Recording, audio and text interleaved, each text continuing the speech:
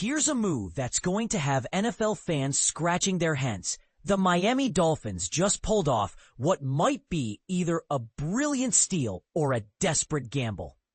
The franchise has officially inked veteran edge rusher Matt Judon to a one-year contract that could reach a maximum value of $6 million, according to NFL Network insiders Ian Rappaport and Tom Pelissero.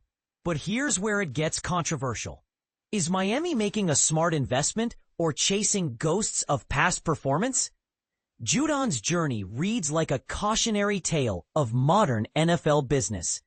The four-time Pro Bowl selection built his reputation during a stellar run with the Baltimore Ravens from 2016 to 2020, then exploded onto the scene in New England, where he became a Patriots legend with back-to-back dominant campaigns in 2021 and 2022. Those peak seasons saw him terrorize opposing quarterbacks to the tune of 12.5 and 15.5 sacks, respectively. Numbers that had him firmly planted in elite company. But then came the dramatic fall. The 2024 season turned into an absolute disaster for New England under former head coach Jerod Mayo. And Judon wasn't having any of it. In a move that sent shockwaves through the league, he essentially forced his way out of Foxborough through a prolonged contract standoff, ultimately landing in Atlanta via a mid-August trade deal. And this is the part most people miss. His stint with the Falcons was anything but spectacular. Despite joining a defense that was absolutely starving for edge rusher production, Judon managed just 5.5 sacks throughout the entire campaign. That's a far cry from the double-digit demolition jobs he delivered during his Patriots heyday. Now, after finding himself surprisingly unemployed this offseason, the veteran pass rusher made a Monday visit to Miami that ultimately sealed his fate. Mike McDaniel's squad was clearly impressed enough to offer him a fresh start, even though they've already invested heavily in the edge rusher position group with proven talents like Bradley Chum, emerging star Shop Robinson, and the dynamic Jalen Phillips.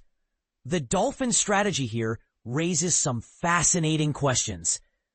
Are they banking on defensive coordinator Anthony Weaver's scheme being the perfect fit to resurrect Judon's career? Or are they simply adding depth to what's already a loaded position group, expecting nothing more than solid rotational contributions?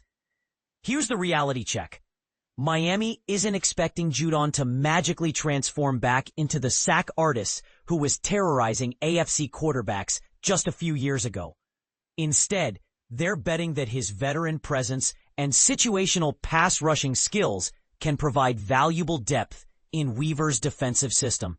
But let's be honest, isn't there something inherently risky about signing a player whose recent performance suggests his best days are behind him? At 32 years old and coming off a disappointing season, Judon represents both potential value and significant uncertainty. What do you think? Is Miami making a shrewd, low-risk, high-reward move, or are they throwing money at a declining asset?